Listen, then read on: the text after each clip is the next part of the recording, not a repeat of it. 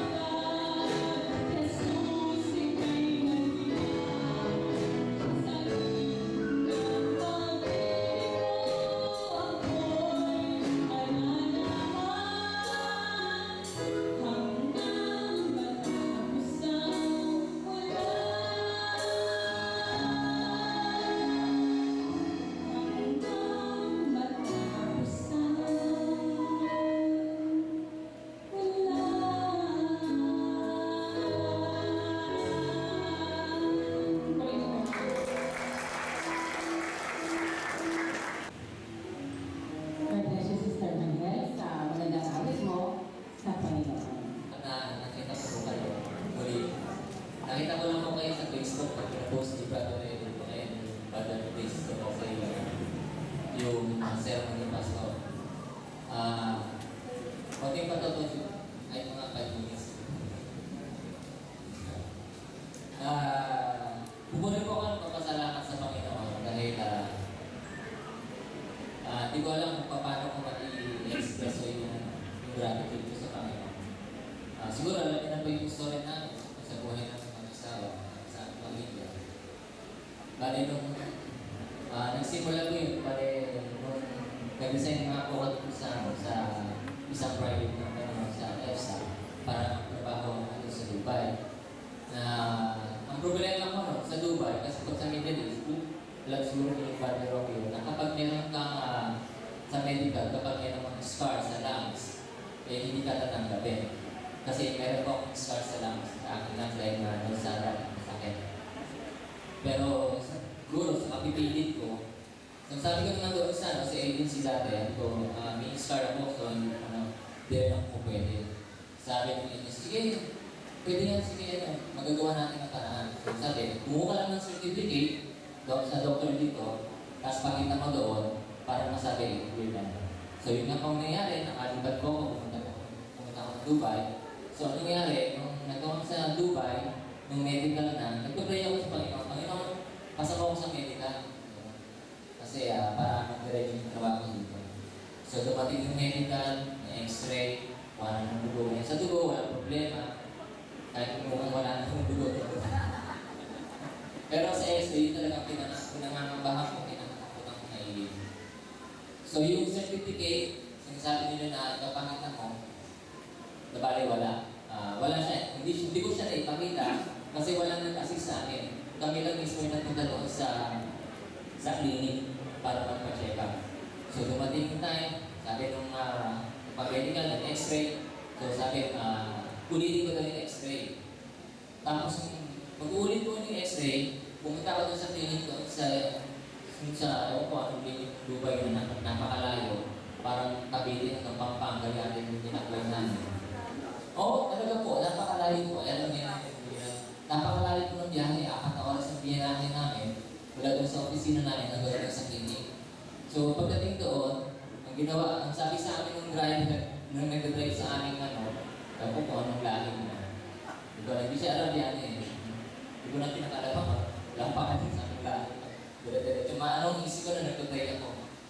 Sabi sa amin ng driver, kung hindi ka sure, yun ka nag-atas. Bago kayo i-x-ray sa akin. So ako naman, sige, gusto kong pumasa eh. Inom ako ng gatas.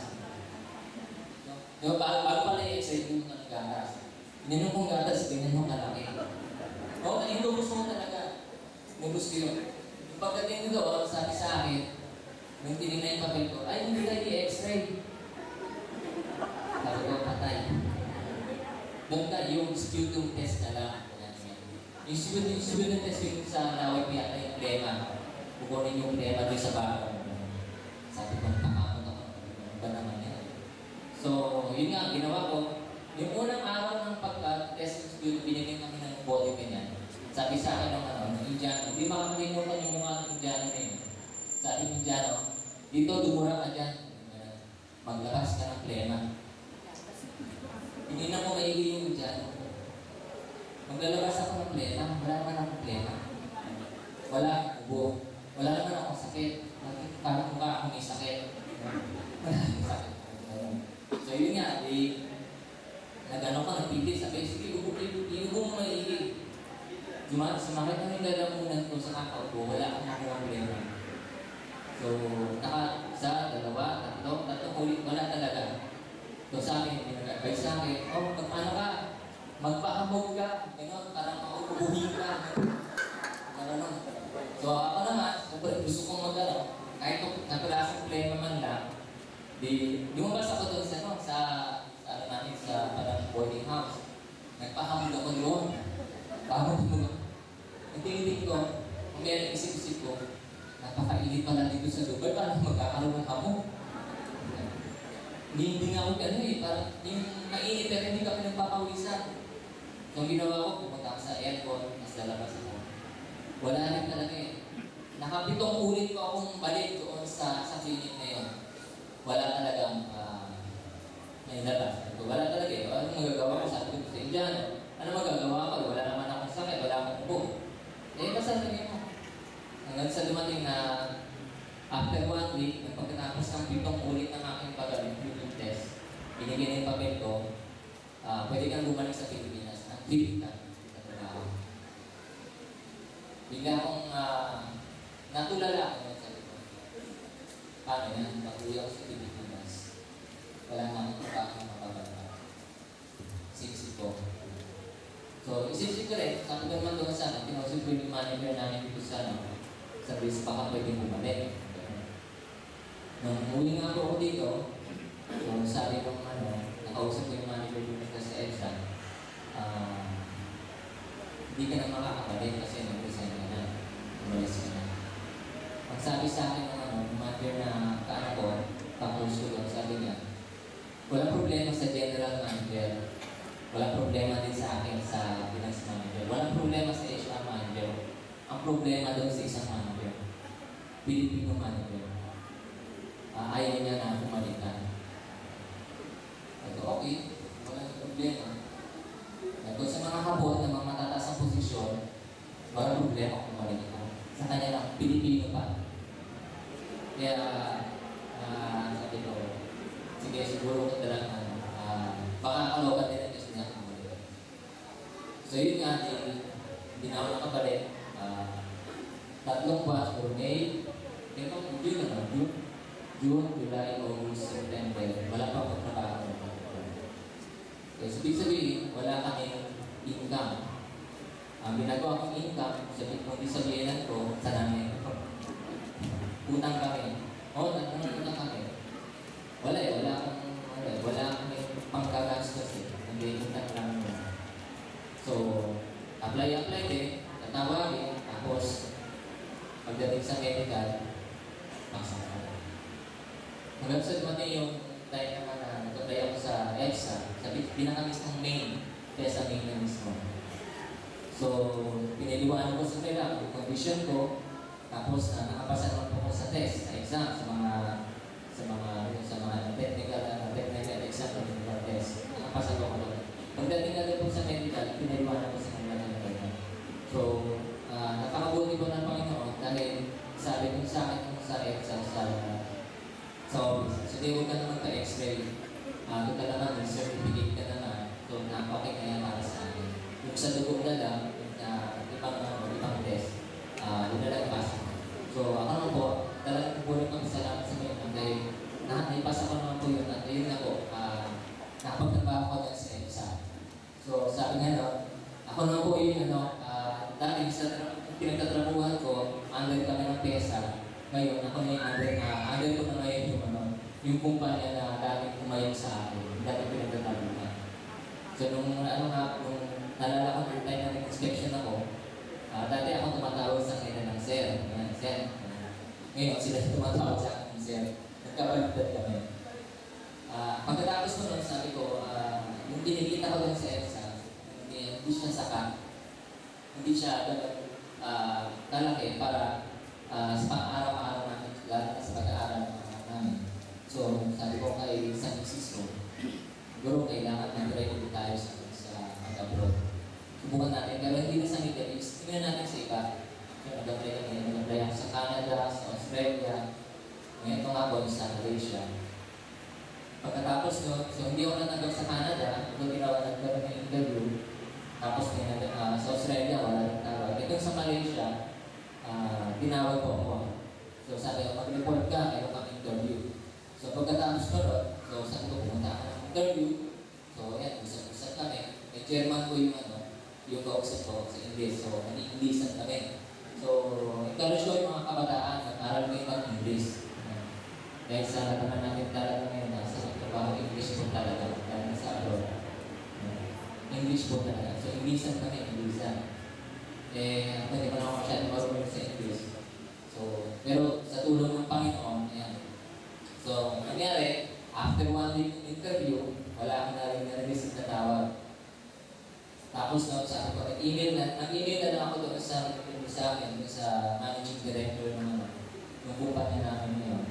Sabi ko, ganito, magpapasalamat ako sa iyo sa interview niya. Kung ako mamahal mo, sisiguraduhin ko namin. Gagawin ko yung test ko para maging asset ng kumpanya. So pagkatapos ko mag-email, after 1 week, tinawagan ako. Sabi niya, prepare mo na lahat. So sa akin po, wala pong problema sa documents, sa mga kailangan. So ipasa ko lahat. Ang tanging pinangangabahan ko po talaga, yung medical. Diyan talaga ang pinaka-ako. Pag sinasabi yung medical, ang tawag ng dibdib ko, yung puso ko lumalabas sa dibdib ko. Lalo pagdating sa x-ray. So, nag-pray ako, Panginoon, kung ito yung kalooban mo para sa amin, kung trabaho ko ito, ipasa ko po ako sa medical. So, nangyari ka po, yung nakabili na ang ticket, yung January 17, umalis po ako.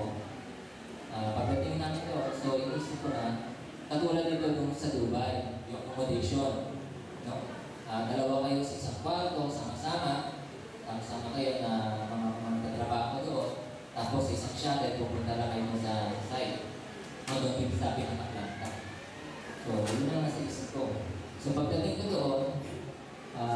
Sabi ko, okay, makakayanan ko yun. Kaya makakayanan ko yung mga pagkain, kung ano kainin mo na wala kang choice, diba? Pag nandun ka sa accommodation mo, kung anong ihain yung para sa lahat, yun ang kakainin mo, hindi, gutom ka. So yun na mindset ko na talaga sa sarili ko na kung ano yung nakakain ko, kung anong kakainin mo. Kahit hindi masarap kakainin mo. So sabi ko, pati sa accommodation, kung dalawa kami, okay lang. Nasanay na ako sa pagbubuan ko sa Dubai.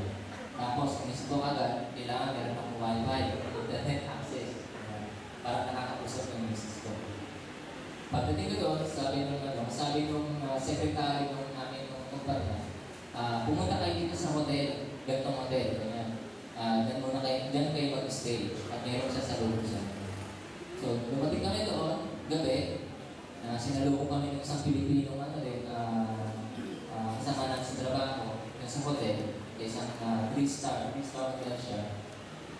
Tapos sabi ko, ayun, welcome kami. Sabi niya, sa biyahe ako.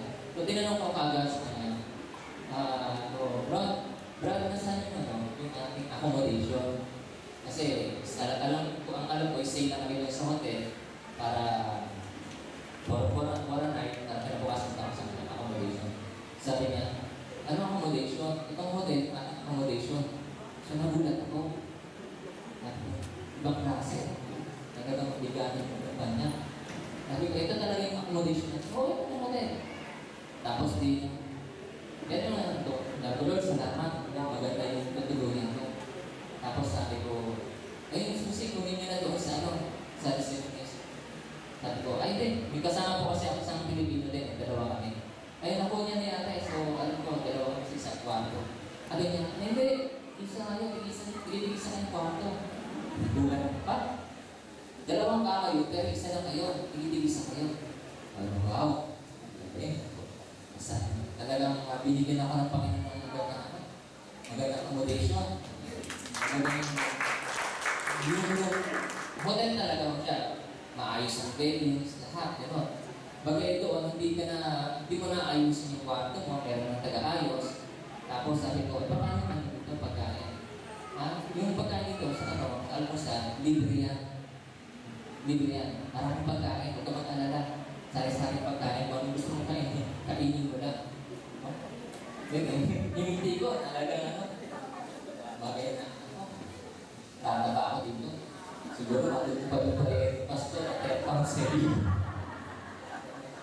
So, yun na po. Hindi, tinanong ko agad siya. Ito na. Umuwi lang kasi ako pag gabi na. Brad, paano yung medical dito? Kailan ang medical? So, napatingin siya sa akin. Medical? Ganyan. Walang medical dito. Nagulat. Nalaki ko talaga ang mata ko. Nilibutan ko talaga ako. Walang medical. Walang medical dito. Di ba kung paano ka na, anti-tetanus ka na? Okay na yun. Sapat na yun. Ayun pa yun. Walang medical dito. Talagang sabi ko, Panginoon, napakabuti mo talaga sa akin. Napakabuti ko. Yung kinakatakutan ko na mangyayari sa medical x-ray, nais ng Panginoon. Kasi, sabi niya, inano sa akin Panginoon, magtiwala na lang sa akin. Sumunod na lang sa akin. So sabi ko, Panginoon, maraming salamat. Kaya nung pagbalik ko sa kwarto, nung pagdala kong gamit ko, sinala ko yung tuwan ko, yung kwarto ko, aircon ko yun. Pagtabag ng aircon ko. Merong aircon, yung TV, merong refrigerator, meron pang water heater. Kompleto. Guro kayo nakaranas sa hotel, yung ganun-ganun na rin po. So sabi ko, nung pagpasok ko sa kwarto, una kong ginawa, lumuhod ko ako. Nag-pray ko ako sa Panginoon. Nagpuri ako sa Panginoon. Maraming. Hindi ko alam kung paano sabihin sa pasasalamat, pero maraming salamat po. Tapos naalala ko, binuksan ko yung aking computer, nag-internet ako. Una kong hinanap, hindi pa siya lang. Hindi mo hinanap kung saan mamasyal sa Twin Tower, kung saan mga mall doon. Ang una kong hinanap ay yung Christian church. Kasi yan ang tuwan ni Pastor. Pag pupunta kasi sa bansa, ano nang hanapin? Si Hanap ako ng nagkakasama sa internet. Napakadami po, at nagpupunin pong salamat po yun. Napakadami pong AG, church, doon po sa Malaysia. At meron po isang tinatinan po doon ngayon, malapit na. Kasi iba po, nalalayo, isang oras, 3 oras sa biyahe. Yung isa pong nakita, talagang pinakita sa akin ng Panginoon, walking distance lang po. 1 kilometro lang po yung natakahin po. 15 minutes po lang ito umaga. Walang problema po, parang exercise na rin, di ba? Katulad ng ginagawa ng ibang member natin dito, na naglalakad na po. Sarap siguro din maglakad. Wala dito sa church, nasa bahay. Kaya ako po yung pupuri ko pasalamat sa Panginoon dahil talaga yung mga kinakatakutan namin, lalo na po ako, inaalis ng Panginoon. At mula po mga marami pang mga bagay na binigay ng Panginoon. Siguro po, iisa-isahin ko po ang araw ng alas 12 tayo sasabihin ko sa inyo. Pero ang isa akong masasabi po talaga sa inyo, napakabuti ng Panginoon. Napakabuti. Ito po awit ko, narinig nyo na nakakakulit sa akin. Pero hindi ko ako magsasawa na awitin at ulit-ulit ito sa aking Panginoon. Mga naniniwala na talagang Panginoon ay mabuti. Pag-ibig ng Diyos ay dapat kailangan.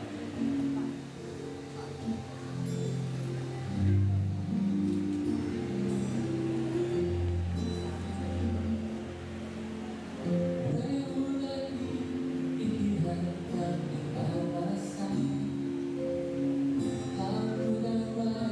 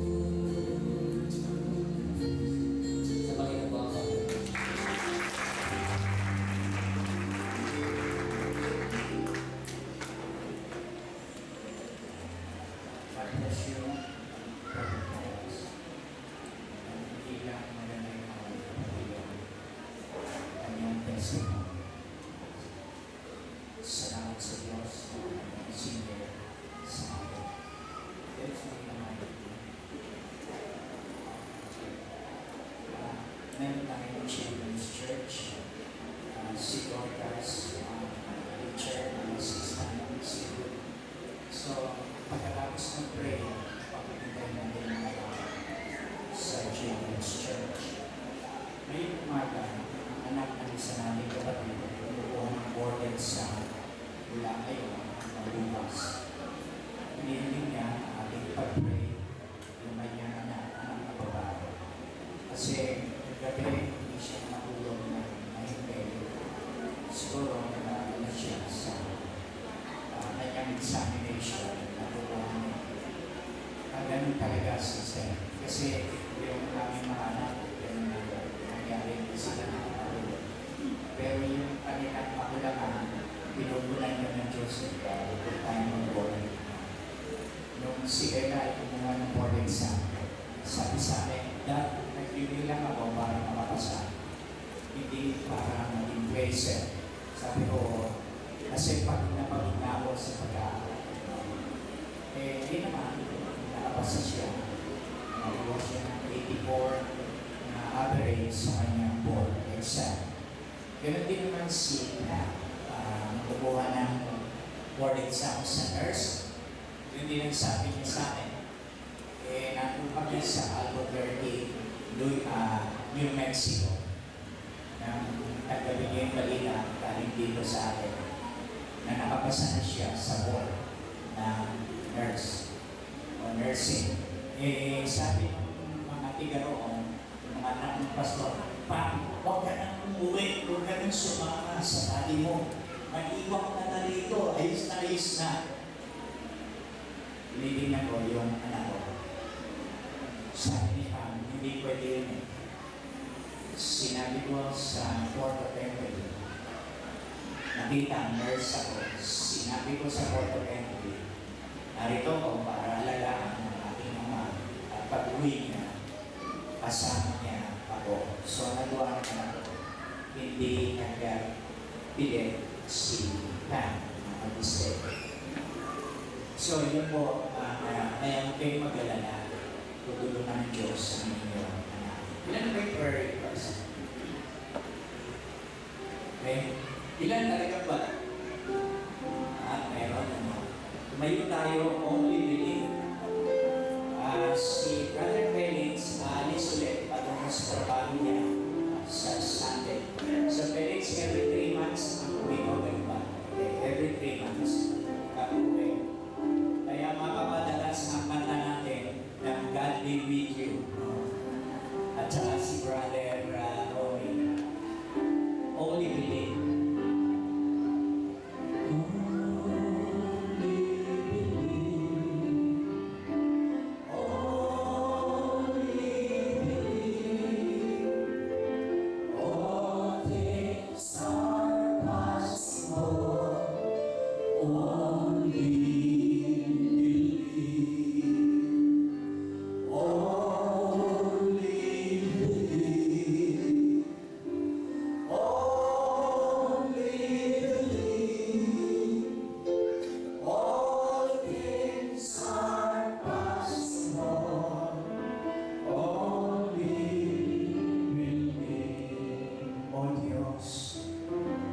May mga pagkakataon na mahirap maniwala.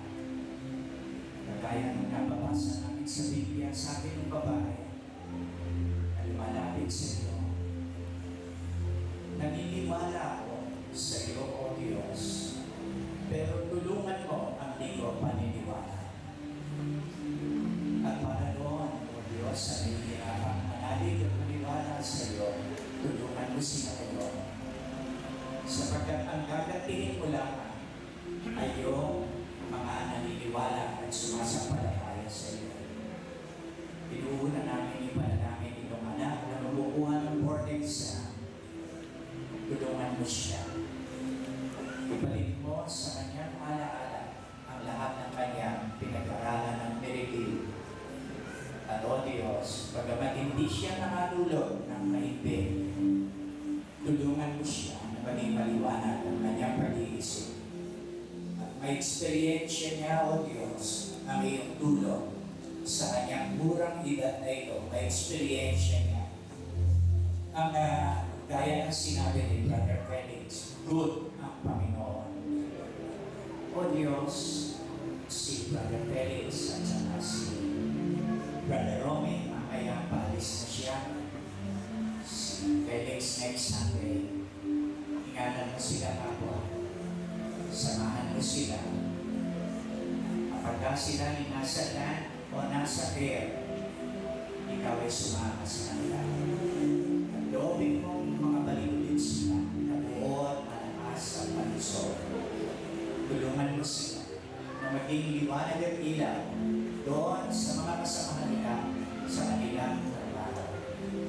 At o Diyos, dumadalangin kami sa iyo, kami lahat, kasi mapagkailangan kami, Panginoon.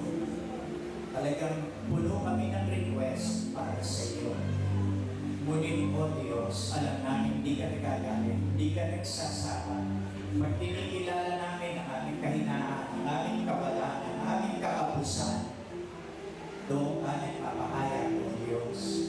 Kaya binubuksan namin ang aming mga buhay sa iyo para ikaw ay magmilagros sa lahat ng aming prayer request.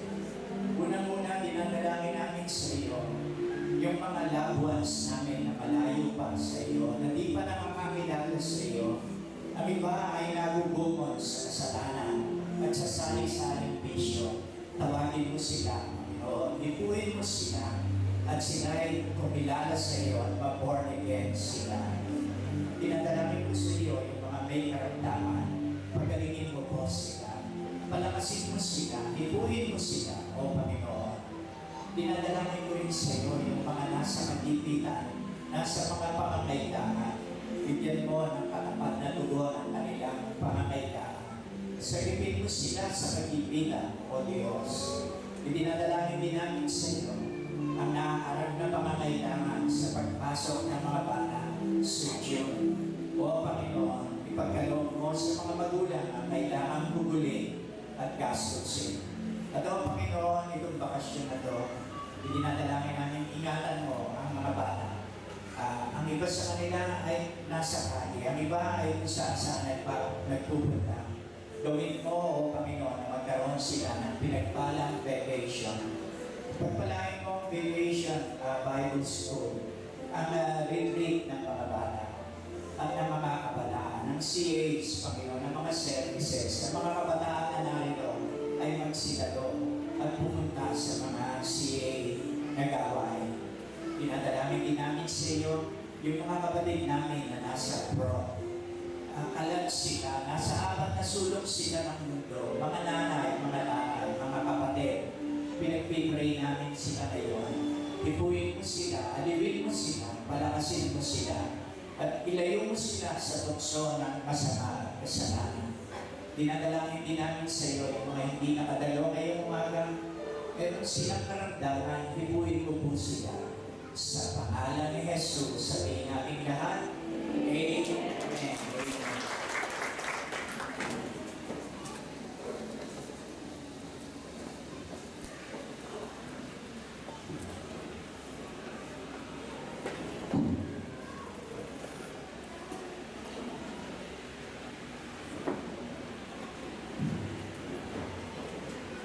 Pabuksan natin ang ating mga Bibles sa Proverbs, sa Kamika, Proverbs. Kawikaan 29. Kawikaan 29. Sige, punta na kayo mga bata sa Children's Church.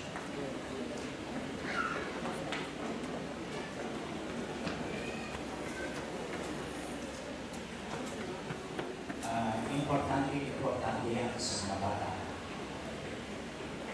Importante yan. Bukas makalawa, pagdating ng araw, paalala nila ang kanilang Children's Church.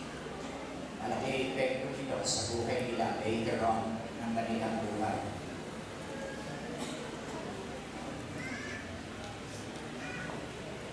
Nakita na po ninyo, tignan ninyo ang inyong Biblia sa Proverbs. Kawikaan 29. Ang majority po, ang malaking nilalaman ng Proverbs, ginamit ng Panginoon ang isang napakatalinong hari para isulat ito para sa atin, si King Solomon. Siya na marahil ang pinakabatang hari ng Israel. 29 verse 2. Sige.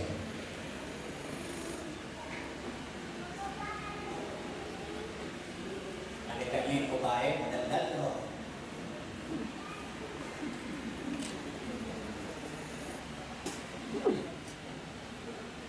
Okay, verse 2. Pagka ang matwi ay dumadaan, ang bayan ay nagagala. Ngunit pagka ang masama ay nagpupuno, ang bayan ay nagbubuntong hininga. Ay, nako.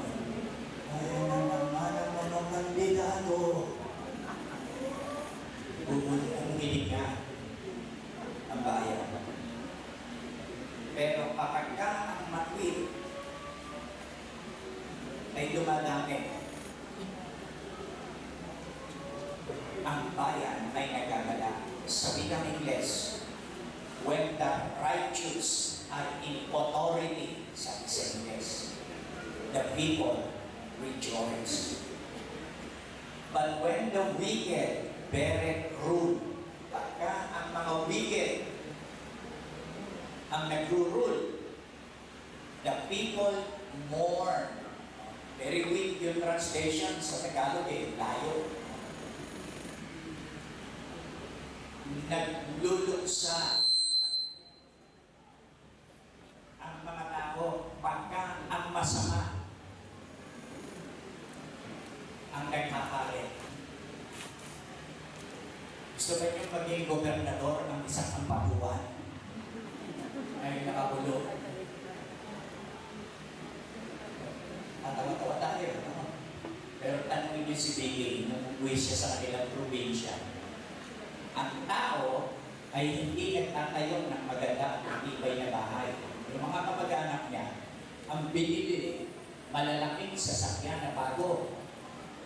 Bakit? Para pagka nagkagulo, sakay sila lahat, karepas na ng takbo. Sabi niya, bakit ang gaganda ng sasakyan mo? Ang lalaki ng SUV nyo, ang bahay nyo. Ako pranggo, yun na. Mabuti-buti pa tayo rin sa Cavite, no? Diba? Mabuti-buti ka. Pagka ang matwi ay in authority, sila ang nasa government, yung righteous, ang mga tao ay nagagala. They rejoice.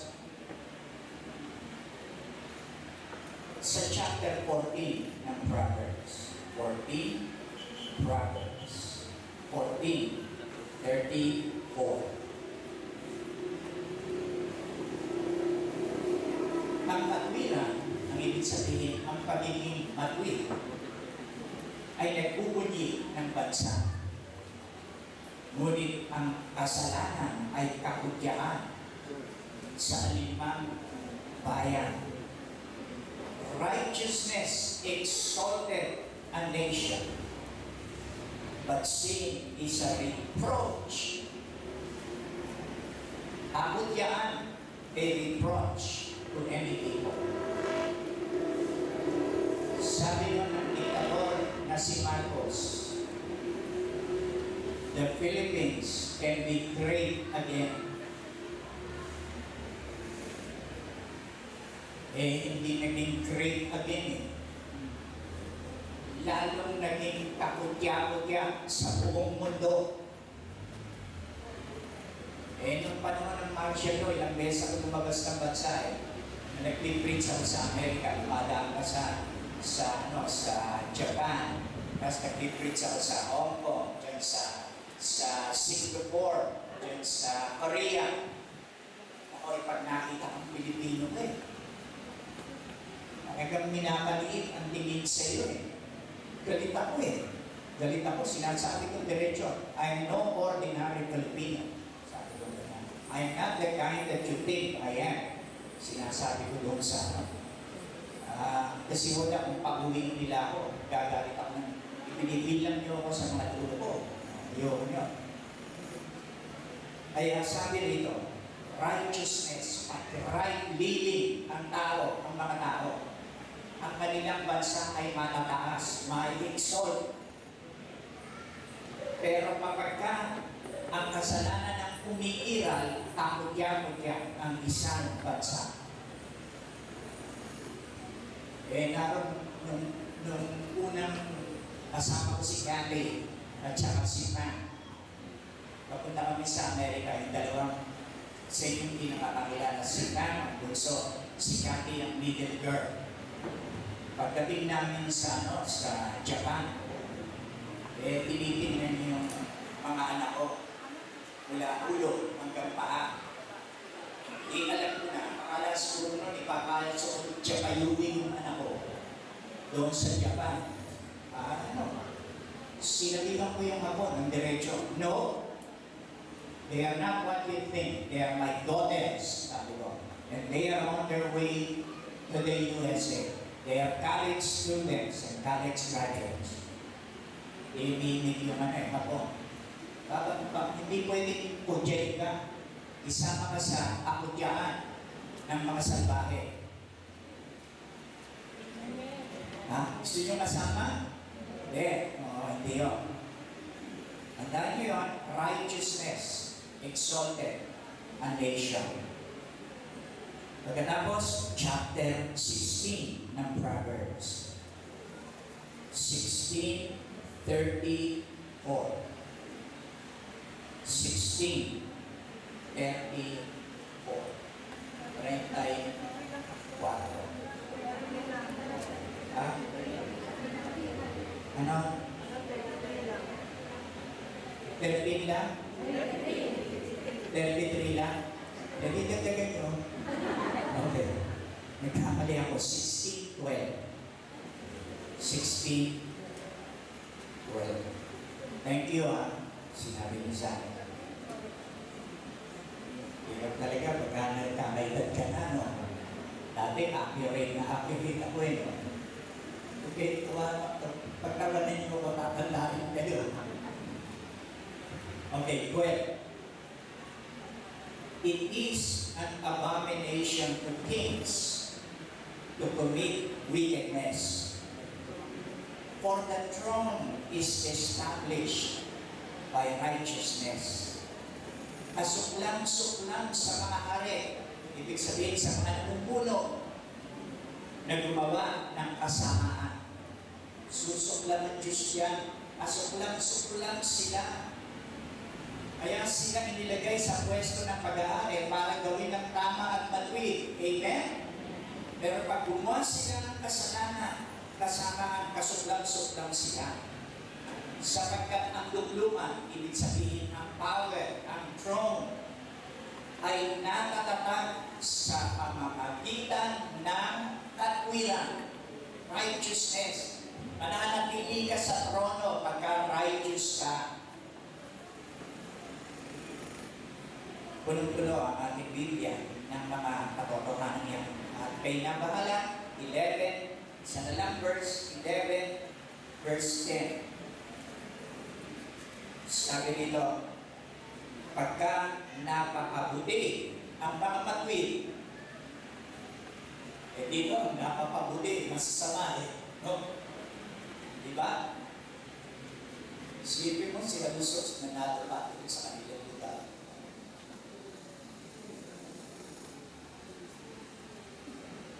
Ang napapabuti, masama. Bakit? Ang mga butante, masama Ikinig mo kayo? Yan serious na kayo. Tingnan nyo mabuti sa sarili nyo, yung pagbibili boto nyo. Huwag kayong papakuto. Amen?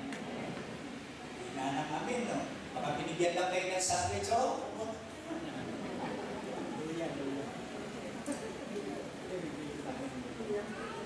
May katulong kami silang lahat, uuwi limang magkakapatid na narito, uuwi lahat. Bakit? Kasi ibigay daw sila ng 1,800. Bawat isa, boto nila, pag-uwi nila sa probinsya nila. Hindi lahat. Ano kayo? Sabi dito, 11:10, pagka napapabuti ang mga matwid, ang bayan ay nagagala. At pagka ang masama ay namamatay, may hiya, tuwang-tuwa. Pagka yung masama ay namatay, kita nyo nung na-depose, sino na-depose? Si Marcos, si Era, o nung na-depose sila, nakita niyo siguro, ang pagdiriwang ng mga Pilipino sa kalsada, ang sigawan, ang sayawan nila doon. Pagka ang masama ay namamatay, may hiyawan. Verse 11, nabubunyi ang bayan sa pamamagitan ng pagpapala ng matwid. Yung mga matwid na namumuno, ang daladala niya ang pagpapala. Pero yung mga masasama, pag binoto niyo yung kabwistan, kamalasan, ang daladala niya. Nakikinig mo po kayo? Kaya kamag-anak niyo yan o pinsan niyo kasi wala. No? Ang masama, ang dala niyang kabwisitan. Ngunit napapahamak sa pamamagitan ng bibig ng masama. Nagbubunyi ang bayan sa pamamagitan ng pagpapala ng matwid. Ngunit napapahamak sa pamamagitan ng masama. Ang bansa, magaling na, maayos na, mayaman na. Pero kapag ang masama, ang umupo at namuno, ano nangyayari? Sumasama ang bansa. Ilan sa inyo ang taal na biga dito sa Cavite City ng araw? Alin ang mas maganda? Ngayon o no? Oh, layo. Layo no? Layo talaga. Layo talaga. Ang linis-linis ng Cavite. The cleanest city in the Philippines. Yan ang pagkakit sa akin ng Panginoon. Sabi sa akin, pupunta ka sa Cavite City, doon ka magpastor. Tapos nabasa ko sa Diaryo. Ang award adjudged na ang Cavite ang the cleanest city in the Philippines. The cleanest country in the world hanggang ngayon ay Singapore. Sabi, ito the cleanest city in the Philippines. Sabi nila sa akin noon, nasa Amerika ilang beses, ang cleanest city nila, San Diego. Totoo, pagdating ko dito, pagtingin ko. As for paano nun, sa student pa lang ako, nag-i-espiya na ako dito, pupunta ako. Hindi nag-ibig ako, sabi ko, pupunta na ako dito sa Cavite. Nung ako'y 7th year na nag-aaral sa Bible College, nag-preach ako dyan sa isang bahay dyan, may litrato ko. Kasi pinakakit ako sa Panginoon at nagabayan luma. Sabi ko, mukhang ngayon na dapat mag-start ako, pero hindi na kalooban ng Diyos. Nagdaan muna ako sa iba't ibang lugar. Pagpalang istorya ni Felix, nagdaan muna sa hirap bago sa sarap. Ano gusto niyo? Sarap muna bago hirap? Ha? Oo, yan ha. Ayaw may sabi niya. Sabi niyo, gusto niyo? Hirap na lang muna. And later on, sarap. Miski si Jesus, natuto siyang sumunod sa pamamagitan ng paghihirap na dinaanan niya. He learned to obey through suffering. Nag-taste siya, nagpakasakit siya. Okay, gano'n ang matutwid. Ngayon po, tingnan natin, no? Itong to, summer na to, naging baccalaureate speaker ako 2 beses sa graduation. Tapos, naging graduation speaker ako doon sa Alma under ni Manel, yung Bethel Academy. 50 years ago, dito para i-bless yung school. At ngayon ay kailangan namin ng eskwela.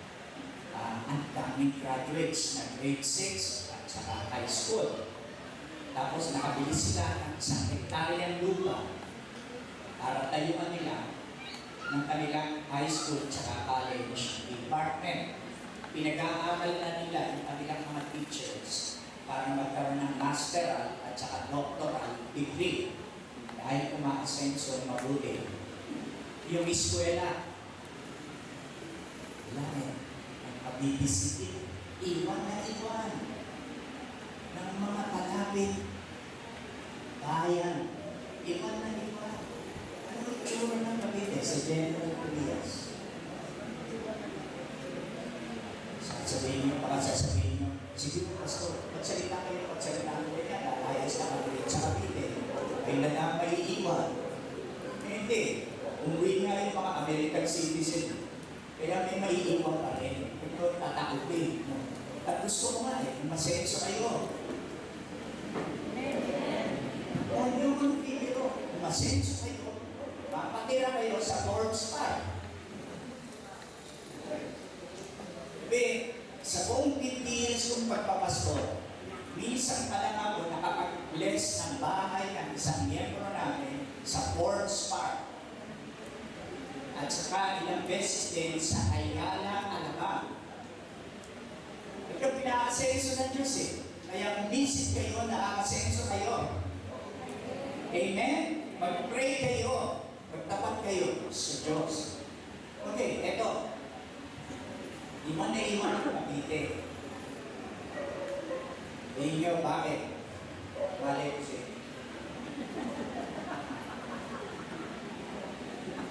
Bale ko siya. Ngayon, tingnan nyo ang ating mga binasang text. Kaya ko ito tinuna na paksa kasi nga, naimbita akong speaker.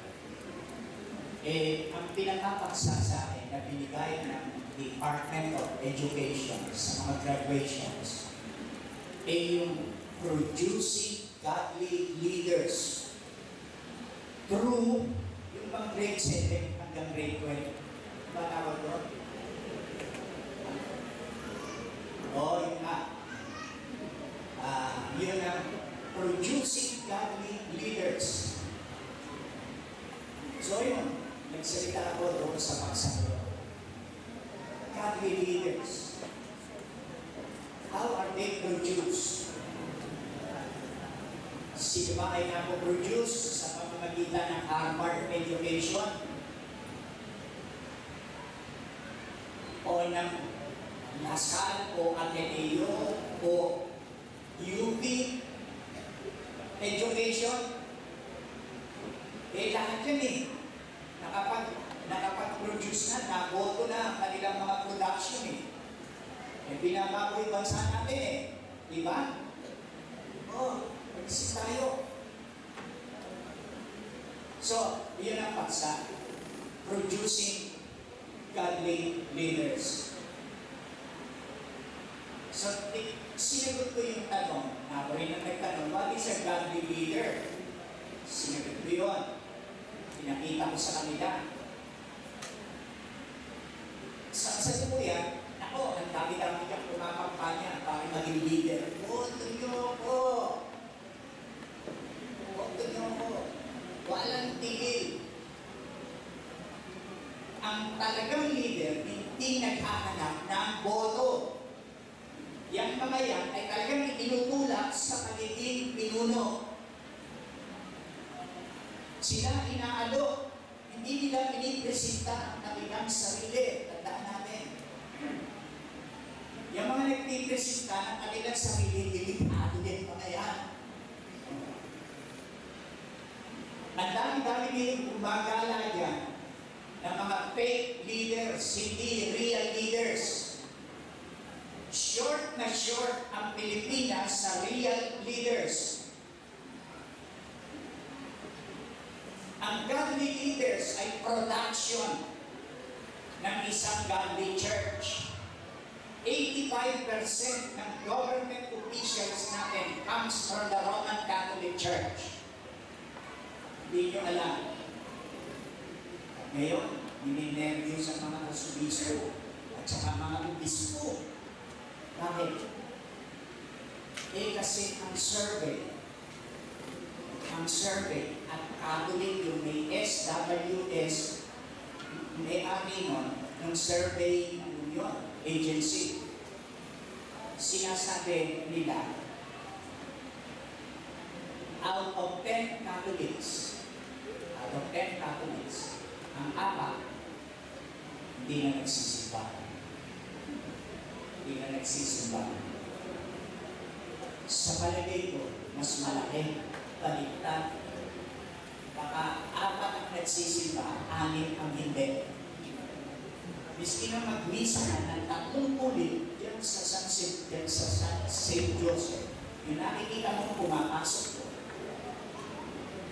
Hindi yung 10% ng population ng Katoliko dito sa syudad natin. Tandaan natin. So, they are losing. Nawawala sila, nauubos na. Yung si Archbishop Cruz, inamin niya, saan ka nagagaling ng mga nahihikayat ng mga tropang yan na hindi Katoliko? Hindi sa ating church. Kaya alam niyo kaya ayaw niya ng RHB. Ano yung RHB? Ha? O Reproductive Health Bill. Ang ibig sabihin, huwag kayong magparami na magparami. Ang ibig sabihin, kontrolin ninyo ang inyong mga sarili. Yun. Hindi yun. Bakit gusto niyo? Kasi dahil sa kakakanan ng mga Katoliko, yun lang ang parang para dumami sila. Hindi naman sila nakakaakit eh. Hindi na nakitin yung iglesia, nakitin yung Jehovah's Witness, yan naman nakakaakit. Hindi na nakakaakit. Kaya, ano parang para dumami? By birth. Multiplication by birth. Kaya ang mga nagyan, isa 10, o doon ang dami-dami natin. Pag binigyagan, yan pa na. Dahil yung bala, wag na inalaman sa desisyon. Ayun, bililigyan ng tubig, ng holy water. Miyembro na yan, Catholic na yan, no? Hindi ka Kristiyano na yan. Ano? Eh sige nga, kunin niyo yung Bible niyo. Tingnan niyo kung gano'n. Unang-una sa Bible, Catholic Bible, o non-Catholic Bible, hindi nag-baptism sa pamamagitan ng pagbilig-bilig ng tubig, holy or unholy water. Eh minsan nga magbabaptize ako kung sa isang exclusive village. Binigyan ako ng lote. Yun ang kalaki, ating dalangan naman. Sabi ko, ano po to? Kasi babaptize ko yung mga nakakit, mga Catholic sa intercontinental cope. Sabi ko, ano po to? Sabi sa akin, holy water yan. Galing yan sa Jordan River. Binili namin yan. Naroon kami sa Palestine. So, yun. Eh, ano gagawin ko dito? Inisip ko ito sa swimming pool. Eh, di, mukhang marumi na tubig na ito. Ulay iinit. So, ginawa ko, inisip ko. Biglang nagsisigaw yung babae. At pag sinabi ko sa inyo kung sino, bakit ilang ko yung auntie ng isang popular na artista. Binisip ko, ay naku, basta auntie, inubos ng pita. Sabi, eh, binubukod dati. Sabi ko, hindi ba rin siguro kinagano ka din, pinapahak. Eh, ano, uwi ng ito. Mga superstition. Superstition ng mga tao. Ngayon, tingnan natin. Sa loob ng daang taon, nag-pay ang religious group, largest religious group in the Philippines, para mag-produce ng isang leader na talagang dinala Pilipinas sa center ng mundo, kasama ng ibang mga bansa. Inanong nyo, ang Korea ngayon, ang number 13 sa world economies. 13, number 13. May bago na ba? Hindi nyo alam. Eh, yun ang alam ko eh. Masak ko eh. Number 13 sa world economies. Pangalaking bagay. Nakita ninyo kung gano'ng kapanalo ang maraming Koreans, yayabang nila. Pero may tinatago silang sikreto. Araw-araw, no less than 30 people commit suicide in Korea.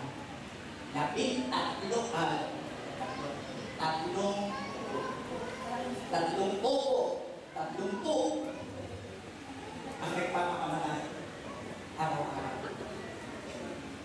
Bakit? Bakit? Depression at hindi niya naabot yung goal niya ng kita, ng tubo. Ayun sa building, buha ng parit, bam! Inom ng laso. Sabi sa aming pagpapakamatay. Yan nakita niyo hindi solusyon sa kahirapan ng kayamanan. Tandaan ninyo, hindi yan ang sagot sa maligayang buhay. Hindi yan. Ika-13 na silang pinakamayamang bansa sa buong mundo. Ang Japan, pinakago nila yan. Misikreto nila. Dito, pinagpakamatay na UP student. Araw-araw, 2 linggo, nasa diaryo. Araw-araw. Ngayon, tingnan nyo sabi dito na sa Proverbs 29:2. Pagka ang matwid ay dumadami. Pagka ang matwid ay dumadami. When the righteous increase, when they multiply, and when sinners are put away, pagka ang mga masasama ay pinakalis at inaalis, at ang mga matwid, yung mga righteous na mga tao are in majority. Kapag ang mga taong matwid ay siyang pinararangalan at pinupuri. Kapag ang mga mabubuting tao ang naglalagay ng tono sa society, sila ang nagdidictate ng tono sa society. Sila ang naglalagay ng high standard sa society. Ang mga tao ay nagagalak. They rejoice. Ang bansang yon ay nagiging exalted. Tumatayo ang bansang yon. Tandaan natin. Tingnan po nyo, no? Ang sabi dito, pagka yung mga matutuwid ang nasa majority, hindi yung sila ang nasa minority. Pagka sila ang naglalagay ng tono sa takbo ng lipunan, yan yung paliwanag ko ibig sabihin sa tono. Ito grupo ng choir ng mga nangangamantang. Kagaya ng may choir tayo. Ibibigay ni Eleanor yung tono. Oras na mali ang tono niya, hindi na nagkakamali tono niya. Siguro paminsan-minsan din, Eleanor, no? Pagkagalit ka kay Felix, no? Wawala ka sa tono. Pagka ang nagbigay ay sintonadong tono, ano nangyayari? At least kalahati niyang choir na yan, hindi sintonado. Bakit ba sintonado ngayon ang kabuhayan dito sa Pilipinas? Kasi ang nagbibigay ng tono ng kabuhayan dito sa Pilipinas, ang tono ng society natin, ang nagbibigay ng tono niya ay mga taong bito, mga taong masasama, mga taong greedy. Kaya ang sama ng tono ng aming lipunan. Pero sabi rito ng Bible natin, pagka tama, yung mga matwid, ang nagdidikta ng tone sa ating society, ang mga tao ay happy. Ang prosperity ay nandiyan sa gitna. Sumusulong. Buti na lang, salamat sa Diyos. Ito na yung presidente natin, ang marituro, na siya'y tumanggap ng anumang pride. No? Wala ka. Wala. Binibintang. Lalo yan. Walang asawa. Baka naman hindi yun. Baka ibang bakla din. Tulo nila. Bakla din, no? Sabi nila, tamad daw. Bakali ng UBC. Mga buwan yun na lang ay binibintang nila. Hindi nila masabi na tumanggap ng 1 billion sa broadband o may gano'n wala. Sila, hindi nila masabi. Hindi nila sinasabi na bayong-bayong sakong kwarta ang pinapasok sa Malacanang. Punta sa kwarto ni Pinoy. Buti na lang gano'n. Ang mga bansa ngayon, nagtitiwala dito sa taong to. No? Nagtitiwala dito kay Bagbo. No? Nagtitiwala. Salamat sa Diyos. Pero kita mo nyo, nagkagawa, isa lang tao na paniwalaan kung taong to patwid. Iba na agad ang tono ng Pilipinas eh. Yung mga foreigner na nakakausap ko, halimbawa si Wick, sabi sa akin kagad ni Wiggly sa telephone, perfect. I think your country is doing well. The news is filtering to the USA that yung Pinoy is a good president. He is an honest president. O, kita nyo. So, patay na ngayon. Ang forma ng mga tao dito, agad tumaas ang palagayan natin. Salamat sa Diyos dahil yun. Nakita niyo yung isang kapit na leader yung si Robredo, yung siyang Apollo Mayor. Ang ARL, yung bus terminal na nasa gitna. Ano ba ang pangalan ng lugar niya? Ha? Ano ang pangalan ng lugar niya? Mga parang bibente. Matandaan mo ako yung dapat yung lugar. Sa Bicol, ano sa inyo? Ha? Mark mo. Tingnan natin, sino ang Victorian dito? Naga? Naga o Gaga? Naga, okay. Naga.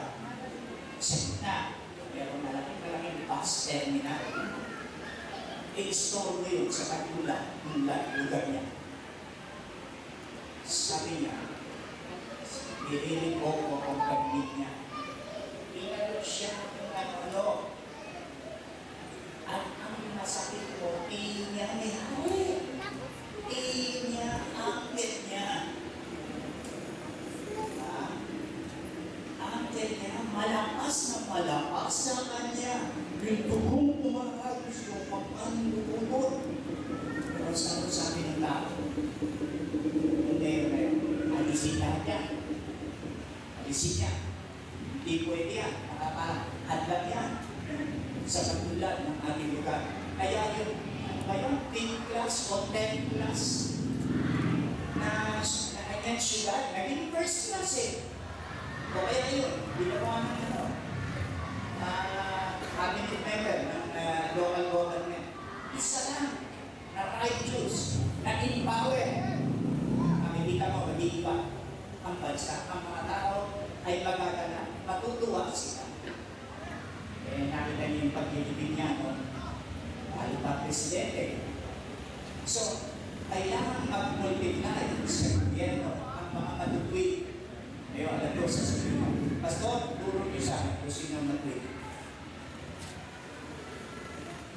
Pagkakit nakatawag. Si Eddie Villanueva ba matutwid? Ayaw ba?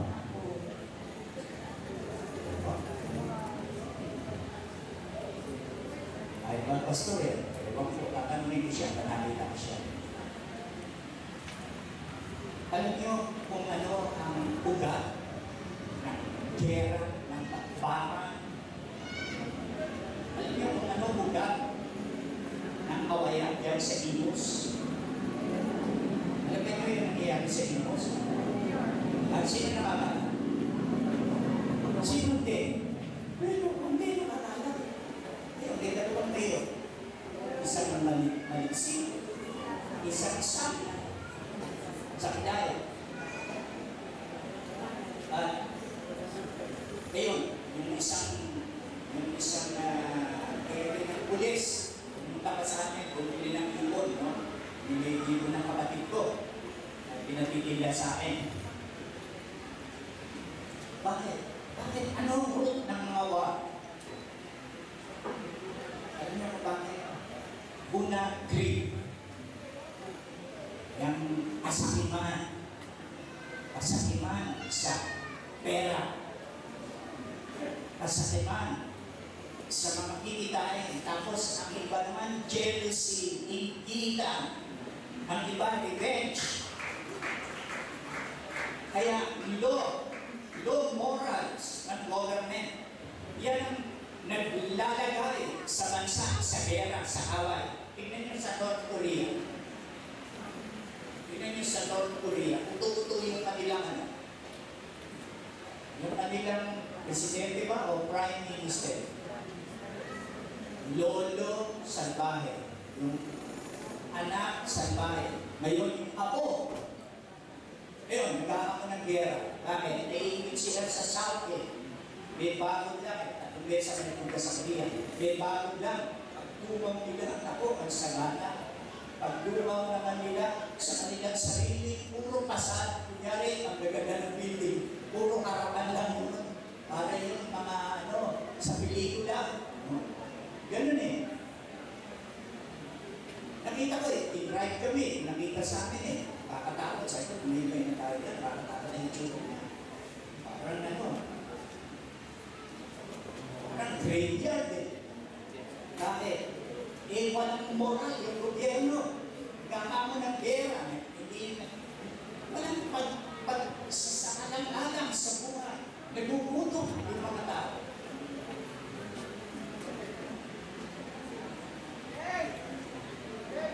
Kaya tandaan natin, ganyan yan.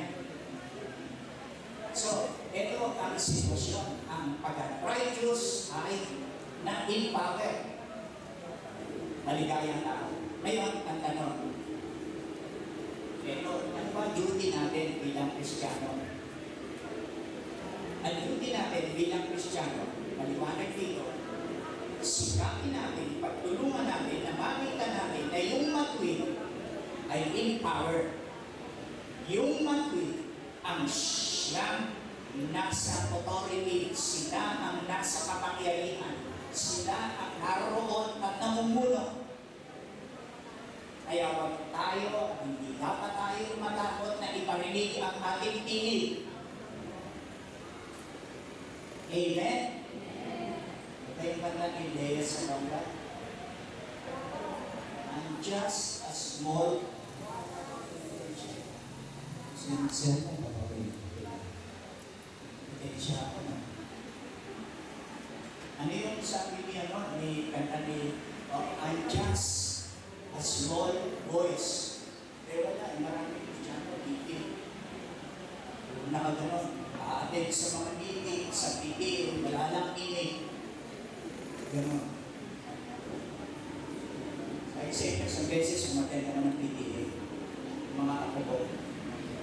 Araw magkaroon ng pera, ang titig, magpapabinggo. May mga binggo tayo. Sabi sa akin, Pastor, gusto mo yung natapos sa church natin, magpabinggo kayo. O magparakong kayo, bumili tayo ng isang kotse na. Magpila tayo ng PM. Hindi yung pagmamaraan eh. So, doon sa PTA ngayon, sabi ko, pagpili na tayo. Gagawin natin tama ang wedding. Tama ang wedding. Kasi ang laki ng kontribusyon sa charity. Eh naman distraction, no? Nakwenta-kwenta nyo. Nakwenta-kwenta nyo yung distraction. Oo, nagbibigay yan, nagpukontribute. Pero yung kanyang dinadalang perwisyo, yung sa pagbili ng ticket, mga 20, 30 taon na, iba, duling na. Hindi ka tumatama, hindi pa yumayang. Kasi ang kanilang economic destiny nilagay nila sa sugat. Ano yung distraction, no? Kasi naitin naman yung sa ako, ang dami na napapakinamal ka na ating ganito, ganyan. Eh, isipin tayo. Ilang mga nanay, bumi-bumi na, ayaw ipili nung asawa na sa bunyero, nung pagpalagay man lang ng buspiso, tapos sinasabi na may baho-baho ng hinilang mo. Malaya. Ilang bata hindi nakakapag-aaral dahil sa alak, dahil sa sugal, dahil sa drugs. Ilan? Siguro, iba sa inyo rito, pintil kayo niya. So, iparinig natin ang ating boses, iparinig natin. Kita niyo yung si Lee Kuan Yew, honor din yan no, sa Singapore, nagpunta ako. By ang gulat ko, 1978 yun. Delegate ko ako sa World Conference, mga church leaders. Nagulat ako. Nagulat ako kasi ito yung mga kasama kong bagay, mga pastor, 97 kami lahat. Galing sa ibang sekta, religion. Na po, sa Aeroplano pa lang, Singapore sinilbi lang kami ng kulay strawberry na inumin. Nakakita ko pati na patay ako sa strawberry. Nasasakatan ako yan Basta yung may berry, raspberry, strawberry, cherry, so yan. Sila, tawa-tawa, gusto rin no? Pwede, ito bakit ba klase itong strawberry itong sabi ko doon sa stewardess, ano ba ko? Sabi, that's Shahir. That's the most expensive Spanish wine. Sabi sa akin. Ganun ba? Give me milk. Sabi. Pakakad mo kami, are you sick? Sabi. No. Everyone here is sick except me. Sabi ko ganyan. Because I don't want to get sick like them. I don't want to drink wine. Hindi sa akin lahat. Pero I made my voice heard. Naiparinig ko ang tinig ng katwid. Amen? Tinig ko ba kayo? Eh, siguro niniwala na. Siguro kasi ito rito. Mukha nga Ako lang ba't ayaw niya ngayon ako tingnan? Mabuko ko na kayo ayun. Ito na ngayon, pagbaba namin ang aeroplano. Tingnan ko yung isang pake. Susubay-subay na. At yung iba mga pastor na metodista, sabi sa atin ang pulis sa Singapore, lumay lahat sa atin. Sa lulog ko, ikaw kayo sa pulis kayo may kasalanan piliin ko ng piliin yan Ngayon magasin, tatamin nyo ron. So, tama ako ng tama, no? Ako lang ang bilang pastor, ang bumaba, sinusundo kami ng pas, dinala kami sa hotel. Lahat hindi kami lasing. Ako nang tao na kami sa loob. Sabi ng waiter, dito bawal ng ganito, bibilangan siya. Buti nga, bibilan niya. Sinasabi ko sa mga kaya, sa mga pastor, yung kumamangin na kami. Nasa bus stop kami, bawal din ng ganito. Ang higpit-higpit, yung sinikuan niyo. Tingnan mo, ano nangyari? Ano nangyari? Umasenso. Walang para. Wala. Hindi nagigit ka. May ganun na yan. Nagiging gambling center na sila, the world. At yan ang magpapasimulang magpapansa. Balik-balik ko lang ng Las Vegas. Las Sugal. Alam niyo kung bakit?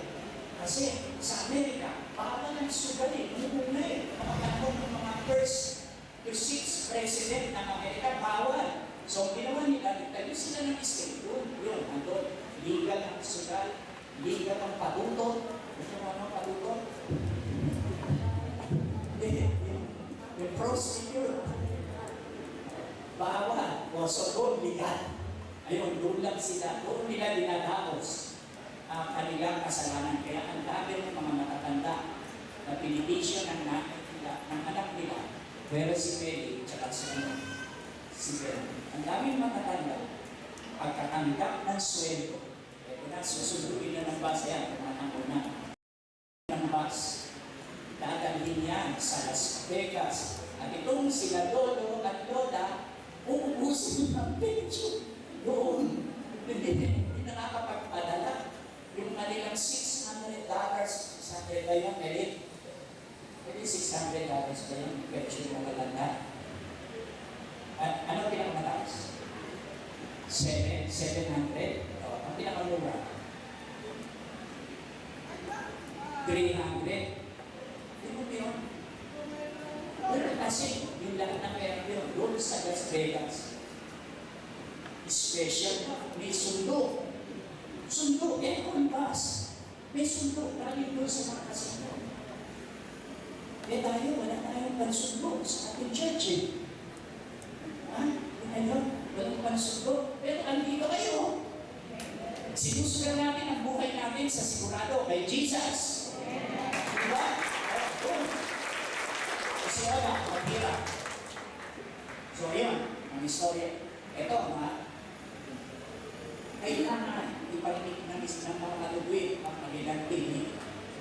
Kailangan sikapin natin na ang mga matugwid ang maging nasa kapamahalaan, nasa kapangyarihan. Encourage natin ang ating mga anak na huwag matakot sa politics, maging interesado. Amen? O, biro mo kung ang mayor ngayon nakabili ay si Lenny. O kaya ang first lady ng siyudad ay si Eileen. Bakit ilagay ang magsisermon sa City Hall tuwing Monday? Oh, hindi pwede. Hindi. Kailangan duty natin na encourage natin ang ating mga kabataan na pumunta sa public life dahil may influensya natin ang marami sa katinuan at kabutihan. Di ba?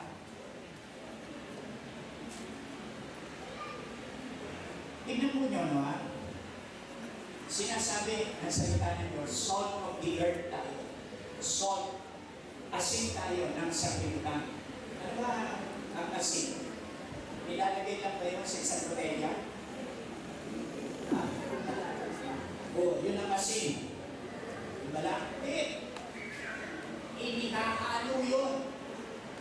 Nagbibigay yun ng seasoning, ng tamang lasa sa pagkain natin. Walang kalasa-lasa. Ngayon ang buhay Bakit? Ang masasama, ang nakaupo Ilagay mo isang Kristiyano dyan, makikita mo magsisimulang magkaroon ng tamang lasa ang buhay dito sa Cavite. Magkakaroon ng tamang lasa. Kasi magiging properly seasoned ang lipunan natin. Sabi pa ng ating Bible, you are the light of the world. Ikaw ang ilaw ng sanglibutan. Ano ibig sabihin ng ilaw? Ang ibig sabihin ng ilaw, liwanag. Pagkakaroon ng maliwanag na pag-iisip, pagkakaroon ng maliwanag na world view, ng pagtingin sa mundo. Light of the world. Pagka baliw, madilim ang isip niya. Madilim ang mundo niya. Nakatira tayo sa madilim ng mundo. Mahal nito ang kadiliman, kailangan ang ilaw ng isang libutan. Kaya huwag tayong asin na dito lang tayo. Sa eskwela, sa opisina, sa trabaho, sa pagtitinda, maging ilaw tayo ng sanglibutan. Amen? Sa amin, may nagtitinda. Pastor, binigay yung prutas. Pastor, binigay yung gula. Pastor, binigay yung tinapa. Yan. Ito naman si Mrs. ko, gusto ng tinapa. Dahil. Ito. Yung si prutas. Sa kilo yan. Opo. Ako na. Bigyan na ako dito ng kilo. Yung ganun kalaki. Alam mo na yun? Akalabitin ko lang. Sabi ko yan, oo, kita sa akin. Di ba, ipapatong mo na? Sikreto wala ito pagka pinabilit mo. Sasabihin pa sa akin, Kristiyano ko, ma-elogos ka. Sabi ko, pinuha ko nga yung pang-kilo ko. Pinilo ko, ang ng dalawang buhit. Ito ng dalawang buhit. Sabi ko, tingnan mo. Tingnan mo, dadagdagan mo. Ayusin niya yung pang-kilo mo. Inayos niya, nilagay niya sa tama. Kaya, paano magiging kilo yan? nagalit sa akin eh. Kasi ahente ng jewelry. Pinatingnan ko yung jewel. Ako, hindi naman hindi naman 18 carats eh. Pero ko lang, no carats sa akin. Hindi pwede yun. Ilaw tayo ng sanglibutan.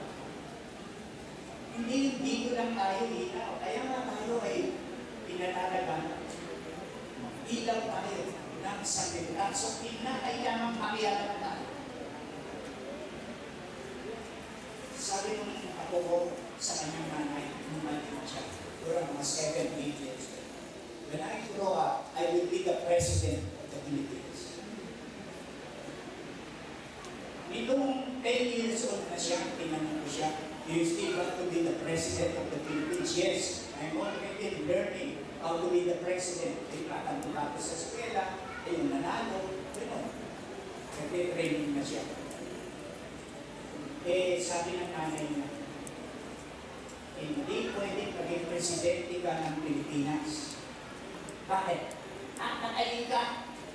Sabi, papatayin ka. Kaya sinasabi. Ito si Ate Davidson, sabi mo, kakandidato ko rin sa akin. Kakandidato kung mayor, kakalunin ko yan. Yung mga yan. Dahil sabi ko, ayaw daw niya, hindi daw ako. Kakatayin daw ako. Ang gagawin daw niya, sa tabi ng entablado ko, magtatayo rin siya ng isang entablado.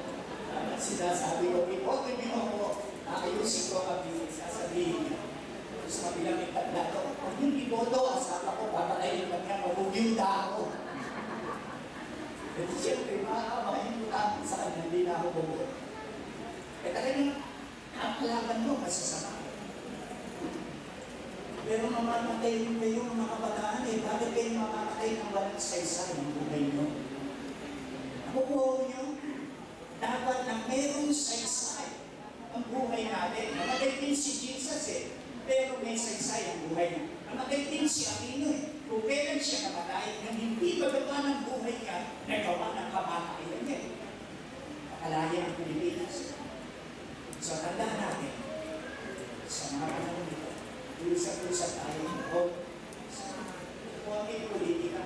Pero, para to sa mati, kailangan makaayos ang ating bansa. Amen? Maaaring hindi mabago ni Jesus ang siyudad natin, pero mababago niya tayo. Mababago niya tayo isa-isa. Okay, alam ko iba sa inyo, ayaw niyo ipag-pray. Lord, yung pastor, kung anak ko, sige na kami mo. Dahil mga kuya, nakanalangin mo, anak nilang lalaki. Lord, gawin mo pastor to. Yung mga anak nilang babae, hindi nila sinasabi, Lord, gawin mo mga pag-asawa ng doktor to, mga abogado. Hindi. Ang pinapanalangin nila, gawin mo kasawa to ng pastor. Ganun mga kuya ko eh, mga Christians. Siguro hindi yung pinapanalangin nila ganun. Pero bakit hindi yung panalangin? May bata kang pinalangin ng someday may magiging matwid na pinuno. Amen? Na magdadala ng kaunlaran, kabutihan, kaligayahan sa ating bansa. Tayo mo po ay manalangin. O Diyos, pagpalain mo ang pinag-usapan. Palising na ba ang mga anak mo, kami lahat sa kahalagahan na ang mga matwid ang siyang in-authority. Kasi taon-taon na ang in-authority sa amin ay yung mga fake na leaders.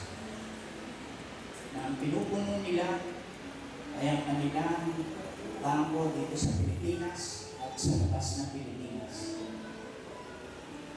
Tulungan mo na mag-ibang takbo ng Pilipinas. Magkaroon ng mga godly leaders, mga Diyos na taga-pagpunod. Ilan ang narito ay umaga. Sasabihin nyo, alin na ang mga katahan. Pastor, kung mamarapati ng Diyos, kung ako'y magiging karapatan, gusto ko someday, Pastor, nag-leader ako ng siyudad, ng probinsya, ng barangay, ng PTA sa eskwela. Gusto ko gamitin ako ng Diyos para yung mga natatakot sa Diyos, yung matwid ang malagay sa authority. Kaya pastor, interesado po ako. Gusto kong gamitin ako ng Diyos yun. Panalangin niyo po ako, pastor. Kung gusto niyo yun, tingnan ko nga itaas na yung at kaya ang ipapanalangin, okay, God bless you. Okay, God bless you. God bless you. God bless you. Wala pang buwang na bata, pero nakaka-IPTC. Kumusta po mga kabataan na natin? Patakot pa kayo? Patakot kayo? Yes, God bless you. Meron pa po ba? Meron pa po. Okay, God bless you. God bless you. Tayo po ay manalangin. O Diyos, nalita na po mga liliit na mga bata, mga kabataan. Pahalagahan mo ito. I-prepare po sila sa position of authority at leadership. Tulungan po silang pumayag na sanayin ng Diyos at ng tao para maging tagapagod sa pangalan ni Jesus. Amen. Okay, magpapatuloy natin ang pag-sabihin dito. Next Sunday, pag-uusapan natin ang leadership ni Moses, ang leadership ni Joseph. Isipin nyo kung meron tayong Moses, isipin lang nyo kung meron tayong Joseph gaya sa Bible. Hindi nyo ginawa ng mga tao para sa kanilang bansa.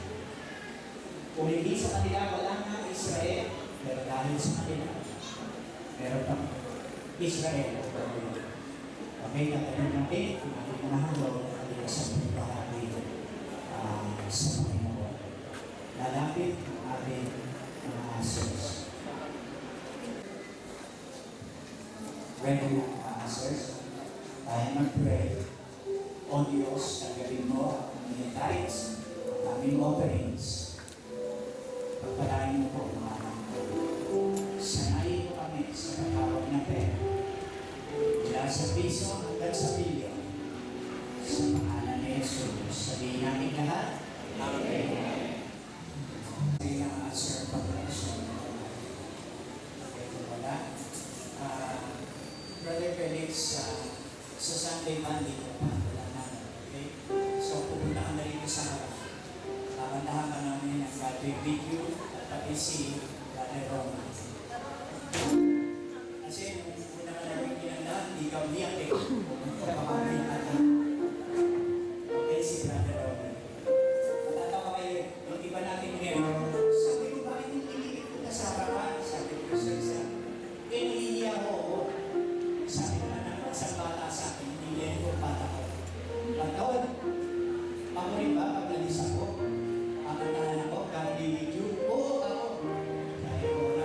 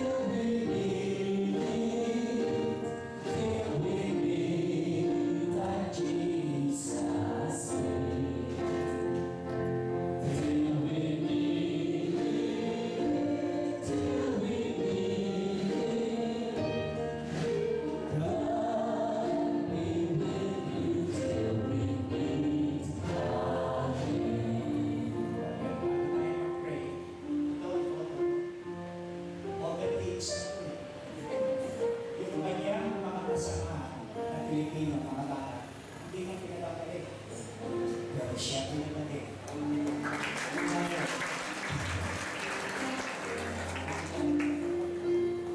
Kasi, pagka ma-20, gano'n eh. Pag hihinayang yung lawyer, nawawala ka, no?